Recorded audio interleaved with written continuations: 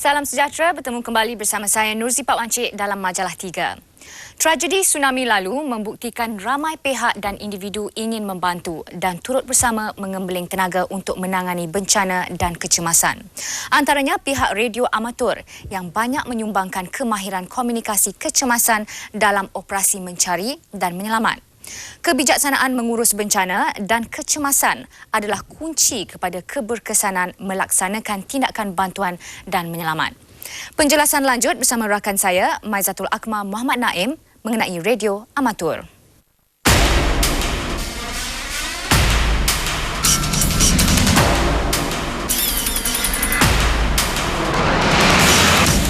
Jadi saya inginkan clapping report di kepada Jalan Duta. Saya pernah begitu, saya ramai banyak begitu data jelas terima. Okay, Roger 9 Whiskey to Delta Juliet, this is 9 Whiskey to Sierra Alpha Mike kembali. Info traffic di Jalan Duta nampaknya clear, so we can go ahead and follow dan ikut Jalan Duta menuju ke lokasi. Over. Agak pelik apabila mendengar bahasa komunikasi yang digunakan. Namun berkomunikasi cara begini menjadi kebanggaan kumpulan eksklusif bergelar radio amatur atau ham radio ini. So ni we go first, so you all go down and switch Radio amatur atau ham radio adalah satu hobi berkomunikasi melalui gelombang radio. Setiap anggota radio amatur mempunyai call sign atau nama khas tersendiri menggunakan angka dan perkataan tertentu bagi mewakili abjad ganti nama. Jadi secara baik sila berikan saya kedudukan anda sekarang, your position plate tu. This is 9 Whiskey to Sierra Alpha Mike kembali. Okey, lokasi sekarang ni di Uluyam 3 Batu. So sekarang ni menghala ke Sungai Sendan. Over. Selain bersukan lasak, pengguna radio amatur ini saling berhubung sesama rakan mereka di seluruh dunia melalui beberapa set frekuensi radio yang ditetapkan. Maris, Astra, Mats, kelab-kelab amatur radio di Sabah dan Sarawak antara persatuan radio amatur yang wujud di Malaysia. Sistem antenanya menjadi syarat bagi perhubungan radio. Ini directional antenna quad menjadi nadi untuk gelombang VHF atau pancaran jarak dekat. Dipole antena yang direntang ini untuk pancaran jauh pada gelombang pendek. Vertical antena juga untuk gelombang VHF. Liputan penerimaan dan pancaran adalah melalui rangkaian repeater atau pengulang menjangkau kawasan tertentu. Maris atau Perkhidmatan Kecemasan Radio Amatur Malaysia menyediakan perkhidmatan komunikasi efisien semasa kecemasan dan bencana alam. Kebanyakannya daripada Kuala Tempo, kita mula berjinak dengan radio ni, dan daripada situ I think kita dapat tahu yang sebenarnya kena pakai license semua. Itu yang mula kita dulu tak tahu. Dulu kita tak tahu. Dulu kita pakai je. Main langgar je dulu. Ada pendapat yang kata macam akan menyebabkan salah guna lah. Bila kita go on air, kita mention kita punya call sign, jadi Kita declare kita punya ni. Jadi kalau yang mana tak ada call sign tu, yang tu yang illegal lah, yang harami. Harami tu susah nak tahu. Tapi macam kita dah kita cakap macam saya JBJ, orang tahu dah. Ni Lokmal. Kita buat jahat cakap Papa Juliet. Papa Juliet. Sorry, bukan JBJ. Kita kena sign OSA Official Secret Act depan Commissioner of Oath. Jadi untuk kita beri pengakuan lah bahawa kita takkan salah guna dan You have to take exam lah. To sit for the exam, minat tidak ni to sit for the CW test, Moscow test, dapat lesen lagi dan upgrade the license. But being conducted by MCMC lah. Apabila saya dah mula, setahun 2 tahun dah minat, keluarga saya pun saya involvekan. Isteri saya dan anak saya. So kami satu keluarga, 3 beranak. Nanti masa tu mereka di Johor, saya di Kuala Lumpur, senang. Kita berkomunikasi melalui radio malam. Daripada pakai telefon, kita pakai radio saja. Satu lagi dia free of charge, tak ada bill. Tak ada bill. kena bayar MCMC. Kita bayar cuma duit 24 ringgit setahun. Ada yang bercinta dengan tu, ada kahwin. Habis orang dengar lah frekuensi tu. Tak kisah dengar. Tak apa. di mana bagi orang dengar. nak declare tu. Rasa mahal tak kos untuk ni memiliki dan dalam jangka masa panjang? Murah pada handphone. Lebih murah. The hobbies kita orang ni, laki bini, anak beranak, we share the same hobbies. Even four-wheeling, radio, what next I'm not sure lah. But this is good that once we're in the radio, ramai lagi kenal-kenal. Adik-adik kan, abang-abang, apa ni, grandfathers. It's a very good communication among us, and it builds rapport, it builds everything, just like a big family. Sejak banjir besar di Kota Baru Kelantan pada 1967, kepakaran dan peralatan radio amatur diperlukan bagi membantu operasi mencari dan menyelamat. Peralatan yang terletak dalam bilik radio ham ni? Okey, peralatan yang kita ada sekarang ni, ini peralatan VHF. Ini kita punya power supply. Ini HF nombor 1, ini HF nombor 2. Ini antena tuner unit dan ini power supply unit. So sementara ni apa yang kita ikuti sekarang ni, satu stesen daripada Kulim dan Pulau Pinang tengah berhubung, dan juga Shah Alam. So alat HF ni boleh berhubung dengan stesen-stesen di luar negara.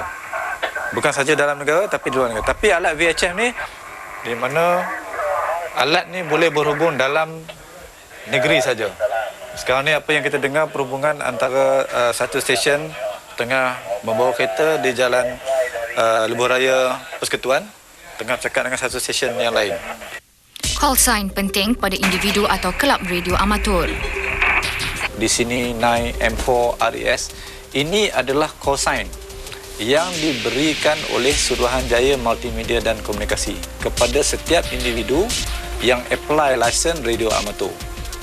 So call sign yang ini untuk NAI M dan NAI W 9W adalah untuk negara Malaysia sahaja.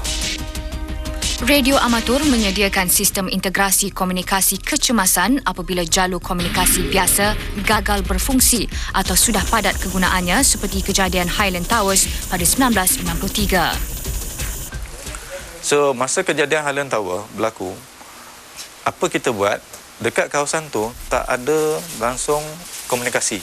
Komunikasi macam mana? Telefon tak ada. Handphone masa tu 010. 010 ada lebih kurang 20 stesen saja. Mana kalau wartawan pergi, TV3 pergi, CNN pergi, semua bernama pergi. So 20 orang guna, 21 orang ke 21 dah tak boleh guna lah. So apa kita buat? Kita set upkan stesen di Highland Tower bersama dengan PBSM, Persatuan Bulan Sabit Merah Malaysia. Dan kita set up lagi satu stesen dekat Hospital Kuala Lumpur di wad kecemasan. So apa-apa yang dia orang perlukan di Highland Tower, sebab kita bersama dengan PBSM dan medik, doktor, MO, medical officer, telah diperlukan darah, diperlukan blanket, diperlukan glove lah, macam-macam alat-alat perubatan ni.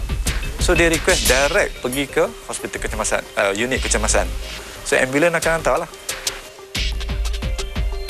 Ketika itu, agensi mencari dan menyelamat seperti polis, bomba, tentera dan Persatuan Bulan Sabit Merah gagal berhubung antara satu sama lain.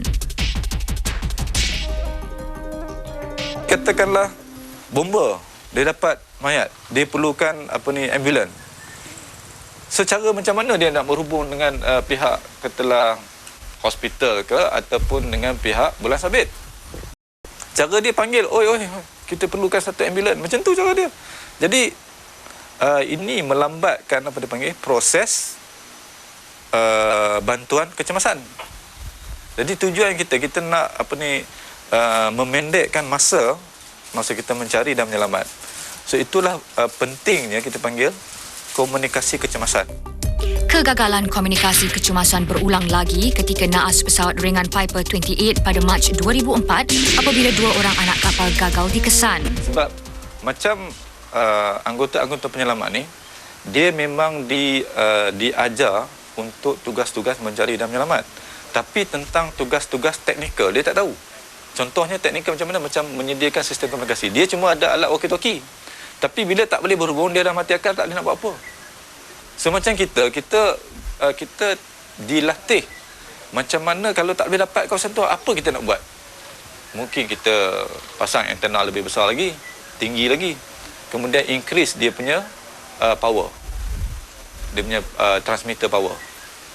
So benda-benda yang macam ni yang kita boleh membantu lah. Usaha mencari dan menyelamat menjadi sukar apabila agensi penyelamat bukan saja tidak dapat berhubung dengan agensi lain, malah gagal berhubung sesama anggota. Namun perkhidmatan radio amatur berjaya membuat perhubungan terus sekaligus menangani masalah komunikasi ini. Kita memang akuilah dari segi teknologi itu belum lagi berkembang dalam jabatan sendiri. Dan kita banyak bergantung peranan daripada sokongan bantuan daripada pihak luar, terutama macam ham radio sendiri. Jadi perkhidmatan yang mereka berikan sebagai backup kepada communication kita, terutama dalam menghadapi bencana ataupun kes-kes operasi di luar daripada kawasan liputan komunikasi sedia ada. So ini yang banyak bantulah. Dan kita menghargai sebenarnya sumbangan ini kerana kekurangan yang kita alami ini sebenarnya bukan setakat perhubungan dalaman, tetapi juga melibatkan perhubungan di antara agensi dengan agensi. Jadi misalkan kita tidak dapat berhubung dengan pihak bomba ataupun polis di kawasan lokasi operasi. Dan begitu juga pihak polis tidak boleh menghubungi pihak bomba. Pihak bomba tidak di darat tak boleh menghubungi di bahagian udara pula. So kena wujudkan satu SOS frekuensi yang boleh diguna pakai oleh semua agensi semasa menghadapi bencana. Pada 1 Januari 2005, Aziz dan rakan-rakan terdengar panggilan kecemasan dari Bandar Aceh, Indonesia yang gagal menghubungi Melabuh dan Medan. Sebab pada ketika itu dah tengah hari. Sebab tengah hari, ini semua kita panggil propagasi. Propagasi dia menurun. Bila menurun, daripada Bandar Aceh ke Medan tak dapat hubungi.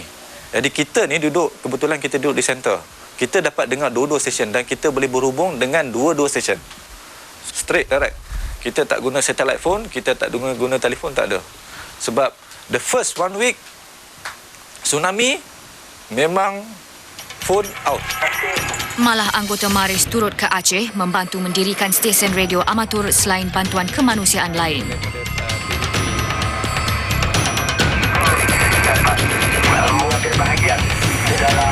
Nine Mike 2. Roger, 9 Mike 2, Foxtrot.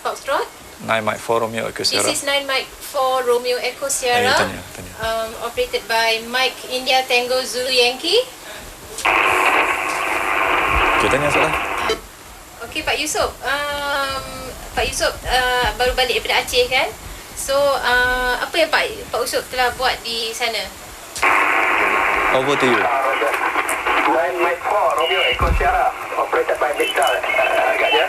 9 Mike 2 Foxtrot Desa Alam, operated by Yusof. Kita kumpulan kita ada beberapa orang doktor, nurse dan penolong-penolong. Saya sebagai backup for Aceh Communication sudah memainkan peranan dan kita dah set kita punya Aceh Communication backup semua jalannya lancar. Di samping itu kita bersama-sama dengan kumpulan kita pergi ke tempat-tempat di Aceh yang memerlukan bantuan dan kita memberi pertolongan kepada doktor-doktor mengedarkan ubat dan lain-lain. 9 Mike 4 Romeo Echo Sierra, 9 Mike 2 Foxtrot. 9 Mike 2 Foxtrot, 9 Mike 4 Romeo Echo Sierra. Okeylah Pak Yusof, terima kasihlah banyak. 9 Mike 4 lagi ya, 9 Mike 2 Foxtrot. Agak susah juga nak komunikasi kalau kita tak belajar abjad-abjad fonetik yang harus diketahui lah bila menggunakan ham radio. Ketika itu, sesi kelas Morse Code sedang bersiaran.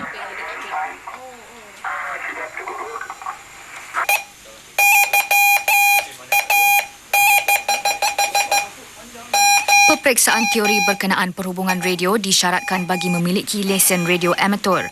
Lulus ujian Morse Code adalah beberapa siri peperiksaan yang dituntut untuk memiliki lesen radio amatur yang paling tinggi.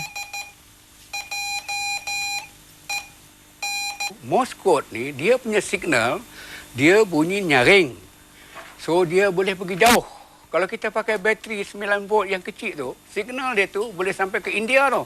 Boleh sampai ke Filipina. Jadi dengan radio ni kita mudah belajar dan main ham radio. CW ni, Morse Code ni, dia international. Dia kalau Jepun pun dia tak tahu bahasa Inggeris, tapi bila dia dengar Morse Code ni dia tahu pasal kita gunakan kod dia punya abbreviation.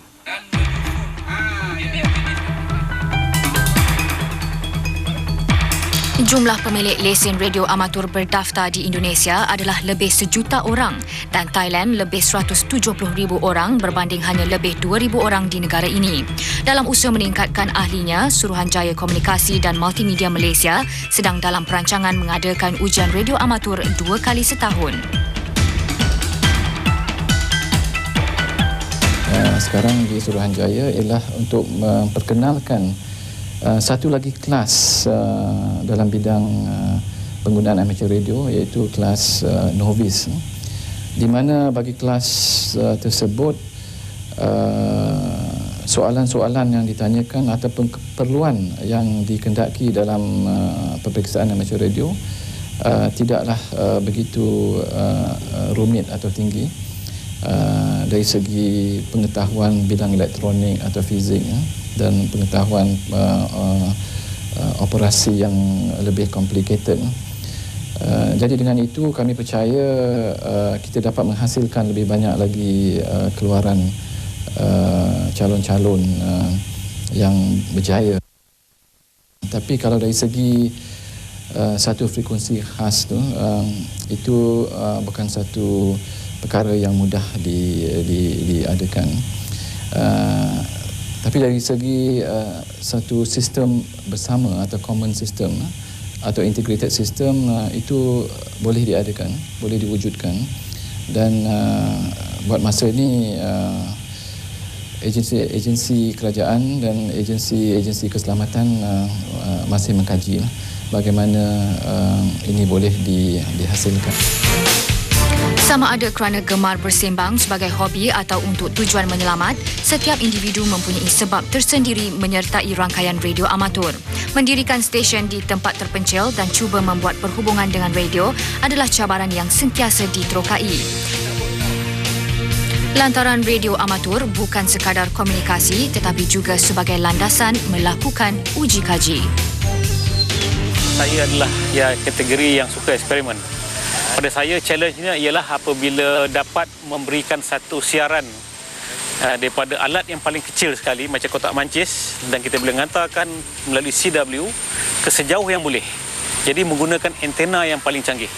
Itulah di mana kita terpaksa eksperimen lah. Kini, aktiviti lasak yang semakin popular terutamanya di kalangan remaja meningkatkan risiko kemalangan. Pendedahan berkomunikasi mengguna radio amatur bukan saja mampu mengasah kemahiran, malah membina siasah positif di kalangan remaja. Bila diorang daki gunung, dia ada problem, orang kata way up there, walaupun dia dah beritahu kepada balai polis yang berdekatan, pejabat hutan di kawasan kawasan perhutanan tersebut, tetapi bantuan yang dipohon tu selalu lambat dan ini mengakibatkan banyaklah kematian atau tidak dapat diselamatkan. So as you see, macam banyaklah berita-berita di mana young people ni walaupun dia telah di-equip dengan bagaimana bantu mula, tapi bila you panic tu you tak dapat lakukan. So the best thing is that you communicate, you cakap mayday, ada abang kata tu radio amatur ni dapat memberikan komunikasi yang lebih lancar dan memberikan bantuan, memohon bantuan dengan kadar segera. Semasa membuat penggambaran mencari bangkai pesawat tentera British B-24 Liberator di hutan Jelebu Negeri Sembilan pada Ogos 2003, penerbit kami pernah sesat selama 4 jam sebelum diselamatkan.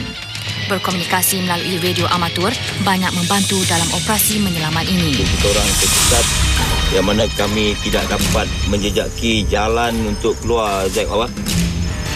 Okey, ada kita mana kita baik kepada. Okey. Walaupun tidak menyerlah, nyata dalam era kecanggihan teknologi kini, kepentingan radio amatur tidak boleh disangkal.